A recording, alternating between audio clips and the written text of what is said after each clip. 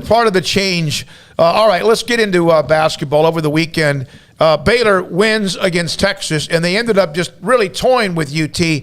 But there was the injury that was gruesome. It was the injury to Jonathan Tchamwa Tchatchoua. We will have both Jason King and Kendall Count in different hours kind of get through us and how they think Baylor moves forward.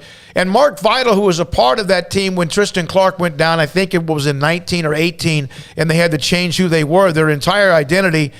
Sickening.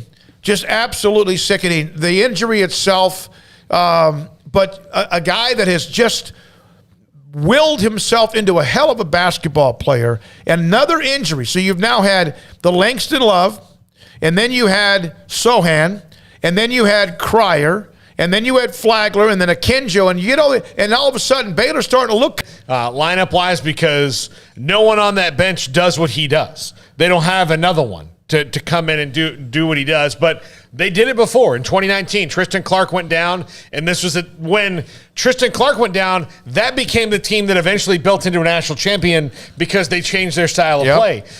And they may never have ever been able to get, they've been good, but you wonder if they would ever gotten to where they won it all. Well, I mean, it made the coaches reassess what they were doing. And even as great a coaches as they have on that staff, sometimes something needs to happen for you to go, oh, okay, this is the light comes on, or we can do this with this group of people. So I don't know if that's going to happen again. I don't know if the roster's definitely not constructed in the same way, but I do have faith in the coaching staff to figure it out. The problem is that they're in the Big 12, so you don't get a couple of gimme games here and there to figure out your lineup. You go to Lubbock on Wednesday, and they're not going to feel sorry for you that you lost the probably emotional heart and soul of your team on the court.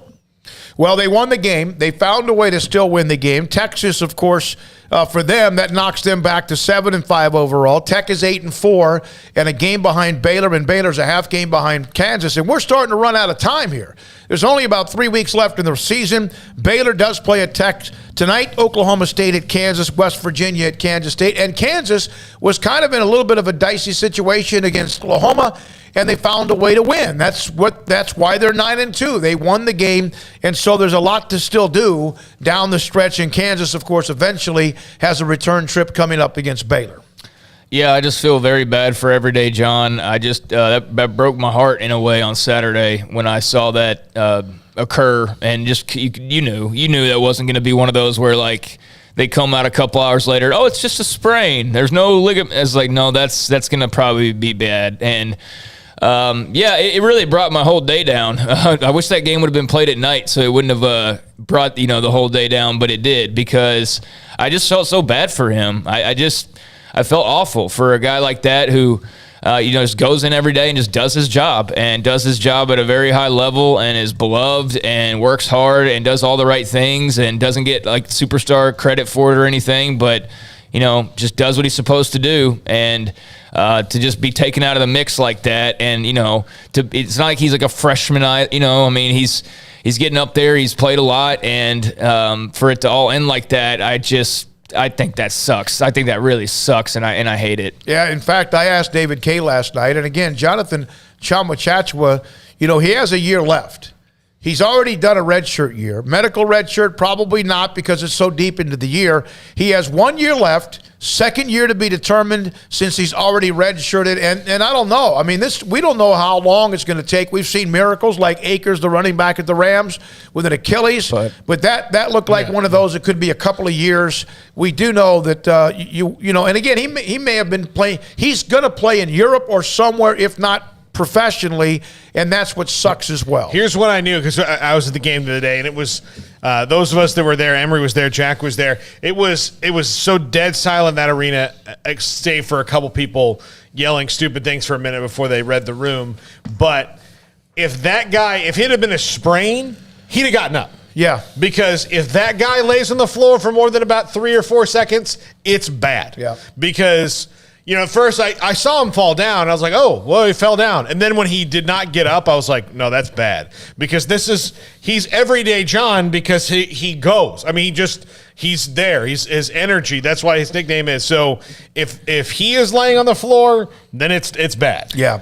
Yeah, and I hate that too because that was an emphatic win against Texas. I mean, they beat them up and got the win and did it with relative ease when all was said and done, and without him for a good portion of that. So, yeah, just unfortunate that you got a big win like that, and then you couldn't even really celebrate it, because you were just so – because with where they are right now, it's a big deal to beat Texas, but they've done that pretty regularly now in men's basketball and women's basketball, but that would have been a nice feel-good win, and would have, people would have gone out on Saturday and celebrated, but you just couldn't because you knew about the injury, and it's not only just the fact that he got hurt, it's the fact that it's like, how does this dramatically change everything the rest of the way with the rest of their run?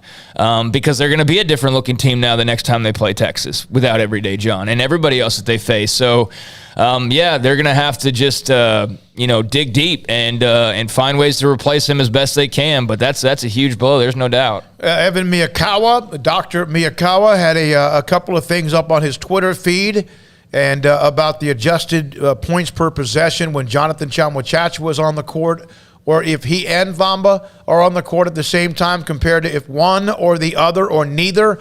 And there's a difference. David K., again, the medical red shirt, not a possibility. You never know. That COVID year, I don't even know the rules anymore. But good luck to Jonathan. He tweeted out late Saturday night, appreciated the love, and that just absolutely just sucked the wind out of the Farrell Center. How about this performance from Auburn's Walker Kessler? Paul, ever heard of him?